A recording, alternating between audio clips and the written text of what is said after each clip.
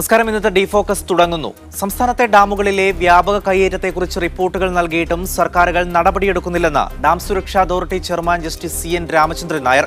കഴിഞ്ഞ 4 വർഷമായി ഇതിനെക്കുറിച്ചുള്ള റിപ്പോർട്ട് സർക്കാരുകൾക്ക് നൽകുന്നു.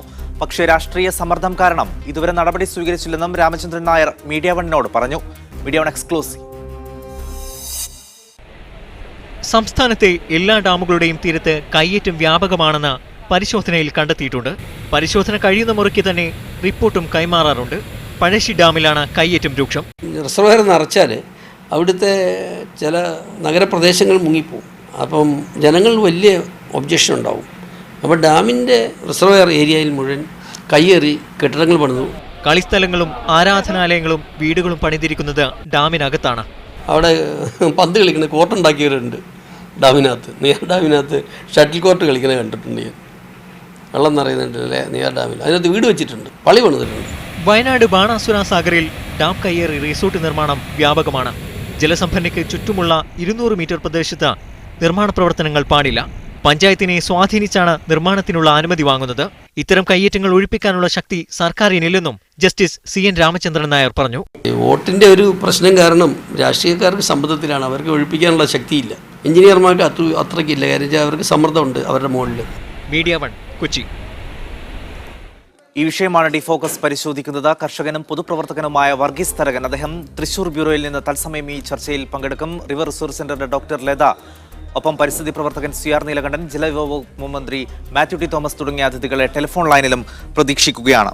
ആദ്യം ശ്രീ വർഗീസ് തരകൻ, ജലസംഭരണികൾക്ക് ചുറ്റുമുള്ള 200 മീറ്റർ ചുറ്റളവിൽ യാതൊരുവിധ നിർമ്മാണങ്ങളും പാടില്ല എന്നുള്ള കർശന നിർദ്ദേശം നിയമം നിലവിലിരിക്കെ അതൊക്കെ കാറ്റിൽ പറത്തിക്കൊണ്ടാണ് സംസ്ഥാനത്തെ മിക്ക ഡാമുകൾക്ക് സമീപവും വ്യാപകമായ രീതിയിൽ കയ്യേറ്റങ്ങൾ നടക്കുന്നത്. ഇത് ഇന്നോ ഇന്നലെയോ തുടങ്ങിയ കാര്യമല്ല, എത്രയോ വർഷങ്ങളായി ഇത് തുടരുന്നു. കഴിഞ്ഞ 4 വർഷമായി കൃത്യമായി ഇതിൽ തെളിവ് സഹിതം റിപ്പോർട്ട് കൊടുത്തിട്ടും സർക്കാർ അതിൽ നടപടിയെടുക്കുന്നില്ല എന്നാണ് ജസ്റ്റിസ് CN രാമചന്ദ്രൻ നായർ പറയുന്നത്. എന്തുകൊണ്ടാണ് ഇത്തരം സംഭവങ്ങൾ ആവർത്തിച്ചിട്ടും നമ്മുടെ അധികാരികൾ ഇതിൽ ഒരു നടപടിയെടുക്കാത്തത്? ഹലോ, കേൾക്കാം, പറഞ്ഞോളൂ. ജസ്റ്റിസ് രാമചന്ദ്രൻ സാറ് പറഞ്ഞത് 100% സത്യമുള്ളൊരു കാര്യമാണ്. കാരണം 3,30,00,000 വരുന്ന ജനങ്ങൾക്ക് ഒരു ദിവസം വേണ്ട വെള്ളം എന്ന് പറയുന്നത് 100 ലിറ്റർ വെള്ളമാണ്. 330 കോടി ലിറ്റർ വെള്ളം ഇപ്പം നമുക്ക് ആവശ്യമാണ്. അങ്ങനെ വരികയാണെന്നുണ്ടെങ്കിൽ ഈ ആളുകൾക്ക്, നമ്മുടെ ജനങ്ങൾക്ക് കുടിവെള്ളം ഇല്ലാത്തൊരവസ്ഥയാണ്. അദ്ദേഹം ഈ ഡാമിനെ കുറിച്ച് പറയുകയാണെങ്കിൽ 30% കേരളത്തിലെ മുഴുവൻ ഡാമുകളും ഏകദേശം ശരാശരി 30% അതിൻ്റെ താഴ്ച ഇല്ലാതായിരിക്കുകയാണ് തൂർന്നിട്ട്. അപ്പോൾ ഡ്രഡ്ജിങ് നടത്തുന്നതോടൊപ്പം തന്നെ ഡാമിലേക്ക് ഇറങ്ങിച്ചെന്ന മണ്ണും മണലും നീക്കം ചെയ്യുന്നതോടൊപ്പം തന്നെ ഡാമിൻ്റെ കയ്യേറ്റങ്ങൾ ഒഴിപ്പിച്ചാൽ മാത്രമാണ് ഈ ഡാമിലേക്ക് കൂടുതൽ വെള്ളം ശേഖരിക്കാൻ പറ്റുള്ളൂ.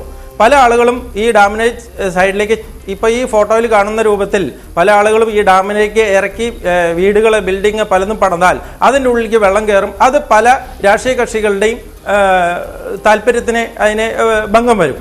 അപ്പോൾ സ്വാഭാവികമായിട്ടും അത് ഒരു സമഗ്ര രാഷ്ട്രീയ കക്ഷികളെല്ലാവരും ഒത്തുചേർന്ന് ഈ കയ്യേറ്റങ്ങൾ ഒഴിപ്പിക്കുകയും ഇനി കയ്യേറ്റങ്ങൾ വരാൻ പാടില്ല എന്ന് പറയുകയും ഒപ്പം തന്നെ ഈ ഡാമുകളുടെ കൃത്യമായിട്ടുള്ള കാച്ച്മെന്റ് ഏരിയ, ഈ ഫോറസ്റ്റ് ജെണ്ട തിരിക്കുന്ന പോലെ കാച്ച്മെന്റ് ഏരിയ തിരിച്ച് ഇനി വരുന്ന കയ്യേറ്റങ്ങളോ അല്ലെങ്കിൽ കുടിയേറ്റങ്ങളോ അല്ലെങ്കിൽ മറ്റു കാര്യങ്ങളെല്ലാം തന്നെ ഒഴിവാക്കി അത് ഈ ഡാമിനെ പൂർണ്ണമായി സംരക്ഷിക്കാനുള്ള ഒരു സൗകര്യം ഗവൺമെന്റിന്റെ ഭാഗത്തുനിന്ന് ഉണ്ടാകണം.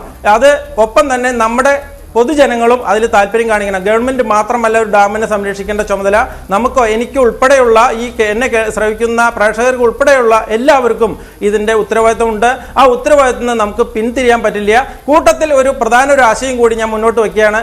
1ാം ക്ലാസ് മുതൽ ഒരു കൃഷി രീതി സമ്പ്രദായം കുട്ടികളെ പഠിപ്പിക്കണം. അതിലെ തിയറിയും പ്രാക്ടിക്കലും പഠിപ്പിച്ച് ജലത്തെയും മണ്ണിനെയും പരിസ്ഥിതിയെയും സംരക്ഷിക്കുന്ന ഒരു സംവിധാനം കേരള ഗവൺമെന്റ് അടിയന്തരമായി ഈ വരുന്ന ജൂൺ മാസത്തിൽ നടപ്പാക്കി കഴിഞ്ഞാൽ വെള്ളത്തിന്റെ ഉപയോഗവും അതിന്റെ സംരക്ഷണവും മണ്ണിന്റെ ഉപയോഗവും സംരക്ഷണവും പ്രകൃതിയുടെ സംരക്ഷണവും ഈ കുട്ടികളും വീട്ടുകാരും അധ്യാപകരും നമ്മുടെ സമൂഹം എല്ലാം ഏറ്റെടുക്കും. അത് വലിയ ഗുണം ചെയ്യും. എന്നാൽ മാത്രമേ ഒരു ദീർഘവീക്ഷണമുള്ള പദ്ധതിയായി താങ്കളിലേക്ക് വരാം. റിവർ റിസോഴ്സ് സെന്ററിന്റെ ഡോക്ടർ ലത കൂടി ഇപ്പോൾ ടെലിഫോൺ ലൈനുണ്ട്. ഡോക്ടർ ലത, ടൂറിസത്തിന്റെ ഭാഗമായി വലിയ രീതിയിൽ കയ്യേറ്റം നടക്കുന്നു, അതോടൊപ്പം വീട് നിർമ്മാണം നടക്കുന്നു, അമ്പലങ്ങൾ, പള്ളികൾ എന്നതടക്കം ഈ ഡാമിന്റെ അതീവ സുരക്ഷാ പ്രാധാന്യമുള്ള ഈ ഡാമിന്റെ സമീപത്ത് ഇത്തരത്തിൽ വ്യാപകമായ രീതിയിൽ കയ്യേറ്റങ്ങൾ നടക്കുകയാണ്. ഇതിന് കൃത്യമായ നിയന്ത്രണങ്ങൾ ഇല്ലാതെ പോകുന്നത് എന്തുകൊണ്ടാണ്? കൃത്യമായ നിയമങ്ങൾ ഇല്ലാഞ്ഞിട്ടാണോ അതോ അധികാരികൾ കണ്ണടയ്ക്കുന്നത് കൊണ്ടാണോ? ഇതിനകത്ത് ആക്ച്വലി നിയമം എന്ന രൂപത്തിൽ നിയമമില്ല. പക്ഷെ അതേസമയം റിസർവയർ, ഡാമിന്റെ റിസർവയർ വരുമ്പോൾ ആ റിസർവയറിലേക്ക് വെള്ളം വരുന്നത് ആ റിസർവയറിന്റെ കാശ്മീരിൽ നിന്നാണ്. വേറെ എവിടെ നിന്നും മഴ പെയ്യുന്നതാണ് ഇൻഫ്ലോ ആയിട്ട് വരുന്നത്. വേറെ എവിടെ നിന്നും വെള്ളം വരാനില്ല. പക്ഷെ ഈ കാശ്മീർ പല ഡാമുകൾക്കും കാശ്മീർ ഏരിയ പ്ലാനുകളുണ്ട്. അത് ഡാമിന് അപ്രൂവൽ കൊടുക്കുമ്പോൾ തന്നെ ഉള്ളതാണ്. ഈ കാശ്മീർ ഏരിയ അപ്രൂവൽ പ്ലാനിൽ തന്നെ എഴുതിയിട്ടുണ്ട് എന്തൊക്കെയാണ് ചെയ്യേണ്ടത്. അതിനകത്ത് എല്ലാ കാര്യങ്ങളും ചെയ്യാൻ പറ്റിയില്ലെങ്കിലും അറ്റ്ലീസ്റ്റ് കാശ്മീരിന്റെ ഏരിയയുടെ സംരക്ഷണം ഉറപ്പുവരുത്താൻ അധികാരികൾക്ക് സാധിച്ചിരുന്നെങ്കിൽ, അല്ലെങ്കിൽ ഇനിയും അതിന് ചാൻസ് പോയിട്ടില്ല. പക്ഷെ ഇതിനകത്ത് ഏറ്റവും പ്രധാനപ്പെട്ട കാര്യം ഇടുക്കിയിൽ നിന്ന് എടുക്കുകയാണെങ്കിൽ തന്നെ ഏറ്റവും കൂടുതൽ എൻക്രോച്ച്മെന്റ് ഒരു പക്ഷേ ഇടുക്കി, ആനയിറങ്കൽ അതുപോലത്തെ റിസർവയറുകളിലായിരിക്കും നടന്നിരിക്കുന്നത്. ഫിൽട്രേഷൻ കപ്പാസിറ്റി അല്ല, റിസർവയറിന്റെ കപ്പാസിറ്റി. അതുകൊണ്ട് തന്നെ ഒരു പ്രധാന കാരണം കാടിന്റെ നാശം മാത്രമല്ല, റിസർവയറിന്റെ കപ്പാസിറ്റി കുറയാൻ പ്രധാനപ്പെട്ട കാരണം ഈ നേരത്തെ സൂചിപ്പിച്ച എല്ലാത്തരം എൻക്രോച്ച്മെന്റ്സ് ആണ്. ഈ എൻക്രോച്ച്മെന്റ് മാത്രമല്ല പ്രശ്നം ഉണ്ടാക്കുന്നത്, അവിടുത്തെ കൃഷി രീതി, ചെങ്കുത്തായ ചെറിയുള്ള കൃഷി രീതി, പിന്നെ ഈ ഭൂമി കെട്ടിയിട്ടുള്ള കെട്ടിട നിർമ്മാണം, അത് കാരണം വരുന്ന ലാൻഡ് സ്ലൈഡ്, ഇതെല്ലാം കൂട്ടി വായിക്കുമ്പോൾ ശരിക്കും ഇവിടെയാണ് നിയമങ്ങൾ വരേണ്ടത്. നമ്മുടെ ഭൂമി നമ്മൾ എങ്ങനെയാണ് ഉപയോഗിക്കേണ്ടത്, പ്രത്യേകിച്ചും പരിസ്ഥിതി ലോല പ്രദേശമായിട്ടുള്ള മലകളിലാണ് ഡാംസ് വരുന്നത്, അല്ലാണ്ട് താഴെയല്ല.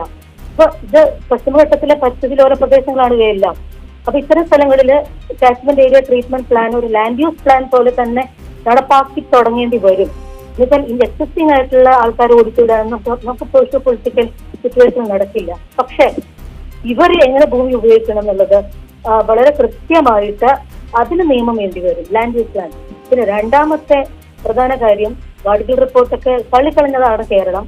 ഗാഡ്ഗിൽ റിപ്പോർട്ടിൽ കൃത്യമായിട്ട് എഴുതിയിരുന്നു ഇത്തരം പരിസ്ഥിതി വളരെ ലോലമായിട്ടുള്ള പ്രദേശങ്ങളിൽ ഏത് രീതിയിലാണ് ലാൻഡ് യൂസ് ചെയ്യേണ്ടത്, അവിടുത്തെ പഞ്ചായത്തുകൾ ഏത് രീതിയിലാണ് ഭൂമിയെ കൃത്യമായി ഉപയോഗിക്കേണ്ടത്, അവിടുത്തെ കൃഷിക്കാരെ കൊണ്ട് എന്താണ് അവിടെ എന്താ പറയുക വിളവ് കുറവില്ല. കാരണം കൃഷിക്കാരാണ് കൂടുതലും. ഇപ്പോഴാണ് ടൂറിസം ലോബി വന്നിരിക്കുന്നത്. പണ്ട് കൃഷിക്കാർ മാത്രമേ ഉണ്ടായിരുന്നുള്ളൂ. ഇപ്പൊ രണ്ടുപേരും കൂടിയാണ് പ്രശ്നങ്ങൾ ഉണ്ടാക്കുന്നത്. പിന്നെ ക്വാറിങ്, കാരണം ഒരുപാട് റിസർവയറുകൾ ക്വാറിങ് നടക്കുന്നുണ്ട്. ഇത് എങ്ങനെയാണ് തടയാൻ പറ്റുക? കാരണം ഇവിടേക്കാണ് ഞാൻ നേരത്തെ സൂചിപ്പിച്ചതുപോലെ റിസർവയർ കാച്ച്മെന്റുകൾക്ക് കൃത്യമായ ലാൻഡ് യൂസ് പ്ലാൻ നമുക്ക് ആവശ്യമായിട്ട് വരും. പിന്നെ ഒരുപാട് ഏരിയ ഫോറസ്റ്റ് ഡിപ്പാർട്ട്മെന്റ് ഒക്കെ, ഫോറസ്റ്റ് ഡിപ്പാർട്ട്മെന്റിന് ലീസ് കൊടുക്കേണ്ട, ഇലക്ട്രിസിറ്റി ബോർഡൊക്കെ ലീസ് കൊടുക്കേണ്ട ലീസ് വാല്യൂ കൊടുക്കണം. ഇത് വലിയൊരു ഇഷ്യൂ ആണ്. ഞങ്ങൾക്ക് തന്നെ അറിയാം, പൊരിങ്ങൽക്കുത്ത് ഷോളയാർ ഞങ്ങൾ വർക്ക് ചെയ്യുന്ന മേഖല ചാലക്കുടി പുഴയിൽ, അവിടെ ലക്ഷക്കണക്കിന് രൂപയാണ് കൊടുക്കാനുള്ളത്, ഫോറസ്റ്റ് ഡിപ്പാർട്ട്മെന്റിന് കൊടുക്കാനുള്ളത്. അപ്പൊ ഇതിലെ അന്തർലീനമായിട്ടുള്ള എന്താണ്, മെയിൻ്റനൻസ് ആരുടെയും ചുമതലയല്ല. ആക്ച്വലി കാച്ച്മെന്റിന്റെ നമ്മൾ ഡിഗ്രഡേഷൻ സംഭവിച്ചു കഴിഞ്ഞു, ഫിൽട്രേഷൻ സംഭവിച്ചു കഴിഞ്ഞു. കൃഷി കപ്പാസിറ്റി നിലനിർത്താനെങ്കിൽ ഉള്ള റിസർവയറിന്റെ കാച്ച്മെന്റ് സംരക്ഷിക്കാൻ ഡിപ്പാർട്ട്മെന്റ്, പിന്നെ ഗ്രാമപഞ്ചായത്ത്, അതുപോലെ 2 ഇലക്ട്രിസിറ്റി ബോർഡ്, ഇതിനൊക്കെ ഒരുമിച്ച് വന്നേ തീരൂ. ഇതും അങ്ങനെ പറയുമ്പോൾ തന്നെ ഏറ്റവും പ്രധാനപ്പെട്ട ജലസംഭരണിക്ക് ചുറ്റുമുള്ള 200 മീറ്റർ പ്രദേശത്ത് നിർമ്മാണ പ്രവർത്തനങ്ങൾ പാടില്ല എന്നുള്ള കർശനമായ നിർദ്ദേശങ്ങൾ പോലും പാലിക്കാൻ നമ്മുടെ ഡിപ്പാർട്ട്മെന്റുകൾക്ക് കഴിയുന്നില്ല. അതെ, ഞാൻ പറയാനുള്ള പോയിന്റ് എന്താണെന്നറിയോ, 200 മീറ്റർ മാത്രമല്ല, കാച്ച്മെന്റ് എവിടെ നിന്ന് തുടങ്ങുന്നുവോ അവിടെ തൊട്ടുള്ള ഭൂമിയുടെ ഉപയോഗം റിസർവയറിനെ ബാധിക്കുന്നുണ്ട്. 200 മീറ്റർ ചെറിയ കാര്യമാണ്. അതിനപ്പുറം 1000 മീറ്റർ മലയാണ് അവിടെ ഉള്ളതെങ്കിൽ 1000 മീറ്ററിന്റെ തലപ്പത്ത് നടക്കുന്ന ടൂറിസം റിസോർട്ടിന്റെ ഇമ്പാക്ട്. ഡോക്ടർ ലത, ഞാൻ താങ്കളിലേക്ക് വരാം. ജലവിഭവ മന്ത്രി മാത്യു ടി തോമസ് ഇപ്പോൾ ടെലിഫോൺ ലൈനുണ്ട്. Minister, justice CN Ramachandran Nair അദ്ദേഹം കഴിഞ്ഞ 4 വർഷമായി സർക്കാരുകൾക്ക് റിപ്പോർട്ട് തരുന്നു. നമ്മുടെ ജലസംഭരണികൾ, ഡാമുകളിലെ വ്യാപക കയ്യേറ്റത്തെക്കുറിച്ച് കഴിഞ്ഞ 4 വർഷവും കൃത്യമായ റിപ്പോർട്ട് നൽകിയിട്ടും അതിൽ കൃത്യമായൊരു നടപടി സർക്കാരിന്റെ ഭാഗത്ത് നിന്ന് ഉണ്ടായിട്ടില്ല. ഇപ്പോഴും കയ്യേറ്റങ്ങൾ അതിവ്യാപകമായി തന്നെ നടക്കുന്നു എന്നാണ് അദ്ദേഹത്തിന്റെ ഒരു പരാതി. താങ്കളുടെ ശ്രദ്ധയിൽ ഈ വിഷയം പെട്ടിട്ടുണ്ടോ? പുതുതായ കയ്യേറ്റങ്ങൾ തടയാൻ വേണ്ടി ഫലപ്രദമായ നടപടികൾ ഗവൺമെന്റ് സ്വീകരിച്ചിട്ടുണ്ട്. പഴയ കയ്യേറ്റങ്ങൾ ഒഴിപ്പിക്കുന്നതിനെ സംബന്ധിച്ച് ഏത് രൂപത്തിൽ അത് പ്രാവർത്തികമാക്കാൻ കഴിയുമെന്ന പരിശോധന നടക്കുന്നത്. അത്യാവശ്യമായി വേണ്ടത് ഇറിഗേഷന്റെ ഉടമസ്ഥയിലുള്ള അല്ലെങ്കിൽ കൈവശത്തിലുണ്ടായിരുന്ന ഭൂമിയെ സംബന്ധിച്ച് വ്യക്തമായ ഡിപ്പാർട്ട്മെന്റ് കൈവശം ഇല്ല എന്നുള്ള ഒരു അപമാനകരമായ സംഗതിയാണ്. അപ്പോൾ അതിൽ ഇൻവെന്റ് വേണ്ടി റവന്യൂ വകുപ്പും ഇറിഗേഷൻ വകുപ്പും സംയുക്തമായി പൈസ നടന്നുകൊണ്ടിരിക്കുകയാണ്. ഇറിഗേഷൻ വകുപ്പിന് സ്ഥലമുള്ള ആവശ്യമുള്ള സ്ഥലങ്ങൾ നിലനിർത്താനും ഭാവിയിലാണെങ്കിൽ പോലും വാട്ടർ അതോറിറ്റിയുടെ ഏതെങ്കിലും രൂപത്തിന് ആവശ്യമുള്ളത് കൈവശം നിലനിർത്താനും അല്ലാതുള്ളവ പൊതുകാര്യങ്ങൾക്ക് ഉപയോഗിക്കുകയും കൂടുതൽ സ്ഥലം കൈവശപ്പെടുത്തി കനാലുകളുടെ ഡാമുകളുടെ ആവശ്യത്തിനുള്ള സ്ഥലം നിലനിർത്തിയിട്ട് ബാക്കി പൊതുകാര്യങ്ങൾക്ക് എങ്ങനെ ഉപയോഗിക്കാമെന്നുള്ള പരിശോധന കൂടി വകുപ്പ് നടത്തുന്നതാണ്.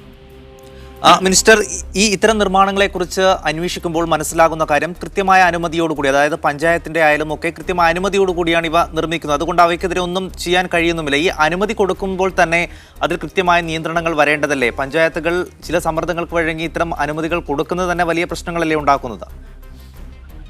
നിർമ്മാണങ്ങൾ, ഭവനങ്ങൾ അല്ലെങ്കിൽ വാസസ്ഥലങ്ങൾ നിർമ്മിക്കുന്നതിന് വേണ്ടി ഇറിഗേഷൻ വകുപ്പ് അല്ലെങ്കിൽ ജലവിഭവ വകുപ്പ് എന്തിന് അനുവാദം കൊടുത്തിട്ടുള്ളതായിട്ട് എനിക്ക് അറിഞ്ഞുകൂടാ. ഈ കനാലുകൾക്ക് പൊതുവെ അവരവരുടെ ഭവനങ്ങളിലേക്ക് പോകാനുള്ള ഗതാഗത മാർഗങ്ങൾ, താൽക്കാലിക പാലങ്ങളൊക്കെ നിർമ്മിക്കാനാണ് കൊടുത്തു വന്നതായിട്ട് കാണുന്നുണ്ട്. അപ്പൊ നമ്മൾ വെച്ചിരിക്കുന്ന രണ്ട് നിയമം ഒരു രൂപത്തിലും കനാൽ വസ്തുവിലോ അല്ലെങ്കിൽ കനാലിലോ തൊടുന്ന രൂപത്തിലുള്ള ഒരു നിർമ്മാണം സമ്മതിക്കില്ല. അത്തരത്തിൽ നിയന്ത്രണങ്ങൾ പൊതുവായി കൊണ്ടുവന്നിട്ടുണ്ട് ഗവൺമെന്റ് വന്നതിന് ശേഷം. വളരെ നന്ദി മിനിസ്റ്റർ. ഈ ഘട്ടത്തിൽ ഞങ്ങളോട് വർഗീസ് തരകൻ, മിനിസ്റ്റർ പറഞ്ഞത് ഒരുപക്ഷെ താങ്കൾ ശ്രദ്ധിച്ചിട്ടുണ്ടാകും. അപമാനകരം എന്ന് തന്നെയാണ് അദ്ദേഹം ഉപയോഗിച്ച വാക്ക്. എൻക്രോച്ച്മെന്റുമായി ബന്ധപ്പെട്ട ഒരു രേഖകളും ഈ സർക്കാരിന്റെ കയ്യിലില്ല. പക്ഷെ ഇത് പകൽ പോലെ നടക്കുന്ന ഒരു കാര്യമാണ് എന്ന് എല്ലാവർക്കും അറിയുകയും ചെയ്യാം. മാറി വരുന്ന സർക്കാരുകൾക്ക് ഇക്കാര്യത്തിൽ കൃത്യമായൊരു നടപടി മുമ്പേ എടുത്തിരുന്നുവെങ്കിൽ ഒരു പരിധിവരെയെങ്കിലും ഈ കയ്യേറ്റങ്ങൾ നിയന്ത്രിക്കാൻ കഴിയുമായിരുന്നില്ലേ? ഡാമുകളെ സംബന്ധിച്ച് എല്ലാ ഡാമുകൾക്കും കൃത്യമായിട്ടുള്ള സ്കെച്ചുണ്ട്. ആ സ്കെച്ച് വെച്ച് കഴിഞ്ഞാൽ ആര് അത് വളച്ചു കെട്ടി, ആരെടുത്തില്ല, എടുത്തു എന്നുള്ള കൃത്യമായിട്ടുള്ള രേഖകൾ അറിയാം. ഇതിൽ ഡാമുകളെ സംരക്ഷിക്കേണ്ട ചുമതല എന്ന് പറയുന്നാൽ നമ്മുടെ ബാങ്കിലെ SB അക്കൗണ്ടിൽ പണം ഇടുന്ന പോലെയാണ് ഡാം. ഈ ഡാമിൽ വെള്ളം ശേഖരിച്ച് ആ വെള്ളം നമ്മൾ ATM കാർഡ് വഴിക്ക് പണം പിൻവലിക്കുന്ന പോലെയാണ് നമ്മൾ ആ ഡാമിൽ നിന്ന് വെള്ളം എടുക്കുന്നത്. ആ ഡാമിൽ വെള്ളം ഇല്ലെങ്കിൽ നമ്മുടെ ATM കാർഡിൽ പണം ഇല്ലാത്ത പോലെ വെള്ളം കിട്ടില്ല. അത് സ്വാഭാവികമായിട്ട് എല്ലാവർക്കും അറിയാം. അപ്പോൾ അതിൻ്റെ ഒരു സംരക്ഷണം കൊടുക്കേണ്ടത് നമ്മൾ ഓരോരുത്തരുമാണ്. നമ്മൾ വ്യക്തികളെ സംരക്ഷിക്കാതെ ഗവൺമെൻറ്റിന് മാത്രം കുറ്റം പറയണതിൽ എനിക്ക് യോജിപ്പില്ല. നമ്മൾ ഓരോരുത്തരും, ഞാൻ ഉൾപ്പെടെയുള്ള ആളുകൾക്ക് ഇതിന് പങ്കുണ്ടെന്ന് പറയുന്നത് നമ്മൾ ചെറിയ കുട്ടിക്കാലത്തെ കുട്ടികൾക്ക് അല്ലെങ്കിൽ 1ാം ക്ലാസ് മുതലുള്ള കുട്ടികൾക്ക് ഒരു കൃഷി പാഠ്യവിഷയമാക്കി വന്ന്, ഞാൻ നിർബന്ധമായിട്ട് കാലങ്ങളായിട്ട് പറയുന്ന ഒരു കാര്യമാണ്, 1ാം ക്ലാസ് മുതൽ കൃഷി നിർബന്ധിത പാഠ്യവിഷയമാക്കി മാറ്റി കുട്ടികളെ ജലം സംരക്ഷിക്കാനും മണ്ണ് സംരക്ഷിക്കാനും പ്രകൃതി സംരക്ഷിക്കാനും ഉതകുന്ന വിധത്തിൽ അവരെ വളർത്തിയെടുത്താൽ മാത്രമാണ് ഇവിടെ ഡാമും പരിസ്ഥിതിയും അങ്ങനെ പറയുമ്പോൾ തന്നെ ജസ്റ്റിസ് CN രാമചന്ദ്രൻ നായർ അടിവരയിട്ട് പറയുന്ന ഒരു കാര്യമുണ്ട്. പലപ്പോഴും ഈ റിപ്പോർട്ടുകൾ അവഗണിക്കപ്പെടാൻ കാരണം ഇവിടുത്തെ രാഷ്ട്രീയ സമ്മർദ്ദമാണ്. ആ രാഷ്ട്രീയ സമ്മർദ്ദം വലിയ രീതിയിൽ ഉണ്ടാകുന്നത് കൊണ്ടാണ് ഇത്തരം കയ്യേറ്റങ്ങൾ ഒരു നടപടിയെടുക്കാതെ പോകുന്നത് എന്നുള്ള ഒരു കാര്യം കൂടി അദ്ദേഹം അടിവരയിട്ട് പറയുന്നുണ്ട്. രാഷ്ട്രീയ സമ്മർദ്ദം ഒരു പ്രധാനപ്പെട്ട വിഷയമാണ്. 100% ജസ്റ്റിസ് രാമേന്ദ്രൻ സാറ് പറഞ്ഞത് 100% സത്യമുള്ള കാര്യമാണ്. ഇതിലെ നമുക്ക് കൂട്ടായിട്ട് അതിനൊരു പരിഹാരം കാണേണ്ടത് വളരെ അത്യന്താപേക്ഷിതമാണ്.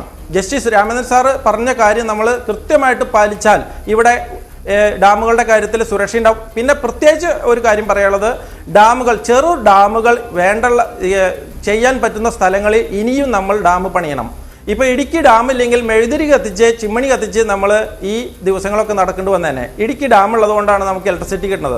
അതേമാതിരി പല ഡാമുകളുള്ള ചിമ്മണി ഡാമും പീച്ചി ഡാമുള്ളതാണ് തൃശ്ശൂർ ജില്ലക്കാരെ കുടിക്കാൻ വെള്ളമായിട്ട് ഉപയോഗിക്കുന്നത്. അപ്പോൾ അതുകൊണ്ട് ചെറിയ ചെറിയ ഡാമുകൾ ഇനിയും പണിയാനുള്ള ഒരു സൗകര്യം പരിസ്ഥിതി സ്നേഹികളെയൊക്കെ കൂട്ടി അവരുടെ അഭിപ്രായം മുഖവിലേക്ക് എടുത്ത് ചെറിയ ചെറിയ ഡാമുകൾ പണിയാനുള്ള ഒരു സന്മനസ് കൂടി. ഞാൻ താങ്കളിലേക്ക് വരാം. ഡോക്ടർ ലത, കൃത്യമായ രേഖകൾ തങ്ങളുടെ കൈവശമില്ല എന്ന് സർക്കാരുകൾക്ക് എങ്ങനെ പറയാൻ കഴിയും? കാരണം ഡാമുകൾക്ക് സമീപമുള്ളതും അതിന് ചുറ്റുപാടുമുള്ള സർക്കാരിന്റെ സ്ഥലങ്ങളെക്കുറിച്ച് കൃത്യമായ അളവ് സർക്കാരിന്റെ കയ്യിൽ ഉണ്ടാകേണ്ടതല്ലേ? അതെ, നേരത്തെ സൂചിപ്പിച്ചതുപോലെയുള്ള ഒരു പൊളിറ്റിക്കൽ ഗെയിമാണ് നമ്മുടെ നാട്ടിൽ നടക്കുന്നത്. ബിക്കോസ് ഭൂമിക്കാണല്ലോ ഏറ്റവും കൂടുതൽ വില, എല്ലാ തരത്തിലും വില. കേരളത്തിൽ പ്രത്യേകിച്ച് ഭൂമി കുറവായതുകൊണ്ട് ഭൂമിക്കാണ് ഏറ്റവും കൂടുതൽ വില. അവിടെ എങ്ങനെയെങ്കിലും ഭൂമി കൊടുക്കുക എന്നുള്ളതാണ് മാറി മാറി വരും സർക്കാരുകളുടെ നയം. രണ്ടാമത്തെ കാര്യം എന്താണെന്ന് വെച്ചാൽ നേരത്തെ സൂചിപ്പിച്ചതുപോലെ തന്നെ ടൂറിസം എന്നുള്ളത് വളരെ അപകടകരമായിട്ടുള്ള ലെവലിലേക്ക് കേരളത്തിൽ എത്തിക്കൊണ്ടിരിക്കുകയാണ്. എവിടെയും എങ്ങനെയും കെട്ടാം, വ്യൂ മാത്രം മതി, അല്ലെങ്കിൽ വെള്ളം പോലും അവിടെ എത്തുമോ എന്നുള്ളതൊന്നും ആർക്കും എങ്ങനെയെങ്കിലും വെള്ളം എത്തിക്കാം. കാരണം ഇത്തരത്തിലുള്ള ടൂറിസമായാലും വീടായാലും പണിയുമ്പോൾ ഏറ്റവും പ്രധാനപ്പെട്ട കാര്യം ഇനി പ്രത്യേകിച്ചും ഈ കാലാവസ്ഥാ വ്യതിയാനവും കാടിന്റെ നാശവും പിന്നെ വരൾച്ചയും വെള്ളപ്പൊക്കവും കൂടി വരാൻ പോകുന്ന സാഹചര്യത്തിൽ കേരളത്തിൽ എന്താ സംഭവിക്കാൻ പോകണമെന്ന് വെച്ചാൽ ഏറ്റവും കൂടുതൽ എല്ലാവരും നെട്ടോട്ട് ഓടാൻ പോകുന്നത് ടൂറിസത്തിന് വേണ്ടിയിട്ടും വെള്ളത്തിന് വേണ്ടിയിട്ടാണ്. ഭാവിയിൽ ഒരുപാട് ടൂറിസം റിസോർട്ടുകൾ പോലും ഇത്തരം പരിസ്ഥിതി പ്രദേശങ്ങളിൽ വന്നത് അടച്ചിടേണ്ടി വരും. പിന്നെ ഡാം സേഫ്റ്റി അതോറിറ്റിയുടെ ഭാഗമായിട്ട് നമ്മൾ വളരെ മുൻപേ തന്നെ ലിസ്റ്റ് പട്ടിക ഉണ്ടാക്കിയിരുന്നു. അതിനകത്ത് പിന്നെ കേന്ദ്രത്തിലെ ഡാം സേഫ്റ്റി അതോറിറ്റിയുടെ ബില്ലിനെ ഉറങ്ങിക്കിടക്കാണ്. അതേ കാരണങ്ങളുണ്ട്, നമ്മുടെ കേരളത്തിൽ അതേ കാരണങ്ങളുണ്ട്. പക്ഷെ അതേസമയം ഇവിടെ മുല്ലപ്പെരിയാർ അത്തരത്തിലുള്ള അണക്കെട്ടുകൾ, പറമ്പിക്കുളം, ഇങ്ങനെ ഒരുപാട് എണ്ണം ആ ലിസ്റ്റിലുണ്ടായിരുന്നു. പക്ഷെ പ്രോബ്ലം എന്ന് വെച്ചാൽ നമ്മൾ നമ്മുടെ കാശ്മീരിന്റെ മര്യാദയ്ക്ക് സംരക്ഷിച്ചില്ലെങ്കിൽ നാളെ തമിഴ്നാട് വന്ന് പറയും ഞങ്ങൾ നിങ്ങളുടെ വെള്ളം കുറച്ചുകൂടി നന്നായിട്ട് ഉപയോഗിക്കാം, നിങ്ങൾക്ക് നിങ്ങളുടെ കാശ്മീർ പോലും സംരക്ഷിക്കാൻ അറിയില്ലല്ലോ എന്ന്. അതും ഒരു പ്രധാനപ്പെട്ട കാര്യം. പിന്നെ വേറൊരു പ്രധാന ഡാമിന്റെ റിസർവറിന്റെ അകത്ത് മാത്രമേ നോക്കുന്നുള്ളൂ. ഡാമിന് താഴെ പുഴകൾക്ക് എന്ത് പറ്റി?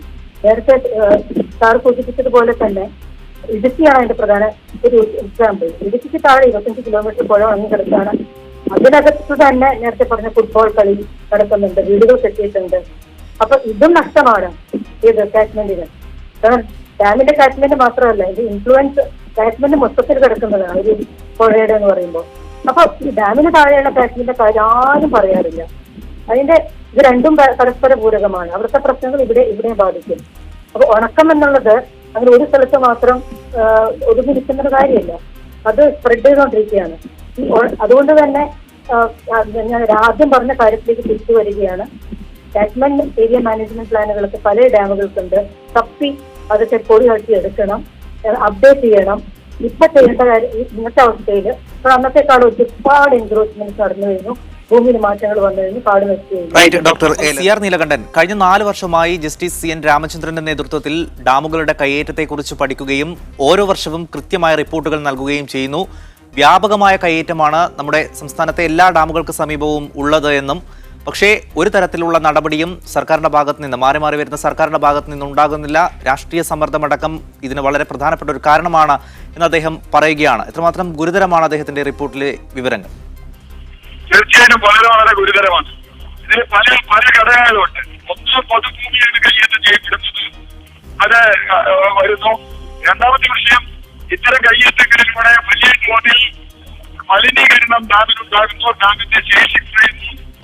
ഡാമിന് ജലനിരപ്പ് ഉയർത്താൻ സാധിച്ചാൽ അതിനെതിരെ അതിശക്തമായി രാഷ്ട്രീയ പാർട്ടികളും ഭരണകൂടങ്ങളും നിൽക്കുന്നു. കാരണം ജലനിരപ്പ് ഉയർന്നു കഴിഞ്ഞാൽ ഈ സ്ഥലങ്ങളൊക്കെ മുങ്ങിപ്പോകും. ഞാൻ ഈ കഴിഞ്ഞ ദിവസം കോതമംഗലത്തിനടുത്ത് ഒരു ഡാമിന്റെ അടുത്ത് പോയി. അവിടെ ചെന്ന് കഴിഞ്ഞപ്പോ അവിടെ വെള്ളത്തിന്റെ നിരപ്പ് ഒരിക്കലും ഉയർത്തില്ല. ഉയർത്തിക്കഴിഞ്ഞാൽ ഉടനെ അവിടെ കയ്യേറ്റ ഭൂമി പോകും. കയ്യേറ്റ ഭൂമിയിൽ കൃഷി, കെട്ടിട നിർമ്മാണം മുതലായവ മുഴുവൻ നടത്തിയിട്ടുണ്ട്. അപ്പോ കൊച്ചിയിലേക്ക് വെള്ളം ശേഖരിക്കുന്ന ഡാമിലെ ജലനിരപ്പ് ഉയർത്തുന്നതിന് പോലും തടസ്സമാകുന്ന തരത്തിൽ കയ്യേറ്റം ഉണ്ടായിട്ടുണ്ട് എന്ന് നമ്മൾ അറിയുക. ഇത് നേരിട്ട് കൊച്ചിയിലെ ജനങ്ങളെ ബാധിക്കുന്നതാണ്. കാരണം അവിടെ വെള്ളത്തിക്ക് മുതൽ നിർത്താൻ കഴിഞ്ഞാൽ പ്രത്യേകിച്ചും ഈ വരൾച്ചയുടെയൊക്കെ കാലത്ത് അത് നിർത്താൻ കഴിയുന്നില്ല. വെള്ളനിരപ്പ് ഉയർത്തിയാൽ ഈ കയ്യേറ്റം വ്യക്തമാണ് ശ്രീ CR നീലകണ്ഠൻ. ശ്രീ വർഗീസ് തരകൻ, ഇത് പരിഹരിച്ചേ പറ്റൂ. ഇനി അങ്ങോട്ട് കൂടുതൽ രൂക്ഷമാവുകയാണ് സ്ഥിതി. വെള്ളമില്ല, വൈദ്യുതി പ്രതിസന്ധി അടക്കമുള്ള വലിയ പ്രശ്നങ്ങൾ നമ്മുടെ മുന്നിലുണ്ട്. നമ്മുടെ ഡാമുകളടക്കം നമുക്ക് സംരക്ഷിച്ചേ പറ്റൂ. എന്ത് ചെയ്യാം അടിയന്തരമായി നമ്മളുടെ ഈ കയ്യേറ്റങ്ങൾ ഒഴിപ്പിച്ച് ഡാമുകളെ സംരക്ഷിക്കാൻ? ഇതിലെ ഒന്ന്, ഡാമുകളുടെ ലീക്കേജ് മുഴുവൻ, കേരളത്തിലെ മുഴുവൻ ഡാമുകളുടെയും ലീക്കേജ് അടിയന്തരമായി അടയ്ക്കണം. 2, ഡാമുകളിൽ തൂർന്നു കിടക്കുന്ന മണ്ണും മണലും ചെളിയും എടുത്ത് ഡാമിൻ്റെ വെള്ളം സംഭരിക്കാനുള്ള സംഭരണ ശേഷി കൂട്ടണം. 3, എൻക്രോച്ച്മെന്റ്, ഡാമിലേക്ക് കയറി പണിതതും കയ്യേറ്റങ്ങളും അടിയന്തരമായി ഒഴിപ്പിക്കണം. ഒപ്പം തന്നെ മറ്റ് പല സ്ഥലങ്ങളിലും ജനസാന്ദ്രത കൂടുന്നതിനനുസരിച്ച് മറ്റ് പല സ്ഥലങ്ങളിലും സൗകര്യപ്രദമാവുന്ന സ്ഥലത്ത് അടിയന്തരമായി ചെറു ഡാമുകൾ അടിയന്തരമായി നിർമ്മിക്കണം. ഇങ്ങനെയുള്ള 1 സെന്റ് സ്ഥലത്ത് കേരളത്തിൽ ശരാശരി സെൻട്രൽ വാട്ടർ റിസർച്ച് ഇൻസ്റ്റിറ്റ്യൂട്ടിന്റെ കണക്കനുസരിച്ച് 1,20,000 ലിറ്റർ മഴ വന്ന് പതിക്കുമ്പോൾ ഈ മഴ ഇത്രമാത്രം മഴ കിട്ടുന്ന കേരളത്തിൽ വെള്ളത്തിന് ഈ ഫെബ്രുവരി മാസമായിട്ട് വളരെ രൂക്ഷത അനുഭവപ്പെട്ടു തുടങ്ങി. അതുകൊണ്ട് ഡാമിൻ്റെ സുരക്ഷിതത്വം അടിയന്തരമായി ലീക്കേജ് അടച്ച് മുഴുവൻ തൂർന്ന ആ മണ്ണും മണലും ചളികട്ടയും എല്ലാം എടുത്തുമാറ്റി സംഭരണശേഷി വർദ്ധിപ്പിച്ച് ഡാമിൻ്റെ എൻക്രോച്ച്മെന്റ് ഒഴിവാക്കി ഡാമുകളെ മുഴുവൻ സംരക്ഷിക്കണം എന്നാണ് ഈ അവസരത്തിൽ പറയാനുള്ളത്. റൈറ്റ്, എന്തായാലും അതീവ അപകട അവസ്ഥയിൽ തന്നെയാണ് എന്നാണ് ജസ്റ്റിസ് CN രാമചന്ദ്രന്മാരുടെ റിപ്പോർട്ടിലുള്ളത്. രാഷ്ട്രീയ സമ്മർദ്ദം മൂലം മാറി മാറി വരുന്ന സർക്കാരുകൾ ഇതിൽ നടപടിയെടുക്കാൻ വൈകുന്നു. കൃത്യമായ നിർദ്ദേശങ്ങളും അദ്ദേഹം ഈ റിപ്പോർട്ടിൽ പങ്കുവച്ചിട്ടുള്ളത്. അത് സർക്കാർ നടപടിയെടുക്കും. ജലവകുപ്പ് മന്ത്രി പറഞ്ഞത് സർക്കാരിന്റെ ഭാഗത്ത് നിന്ന് നടപടി ഉണ്ടാകും. ഏത് രീതിയിലാണ് എന്നുള്ള കാര്യമാണ് ഇനി കാത്തിരുന്ന് കാണേണ്ടത്. വളരെയധികം നന്ദി ശ്രീ വർഗീസ് തരകൻ, ഡോക്ടർ ലത, CR നീലകണ്ഠനൊപ്പം മാത്യു ടി തോമസ് ഈ ചർച്ചയിൽ പ്രതികരിച്ചതിന്. ഇതോടെ ഡി ഫോക്കസ് സമാപിക്കുകയാണ്. ഒരു ഇടവേളയ്ക്ക് ശേഷം ഷോമോളുമായി അഞ്ജിത ശുക് ചേരും.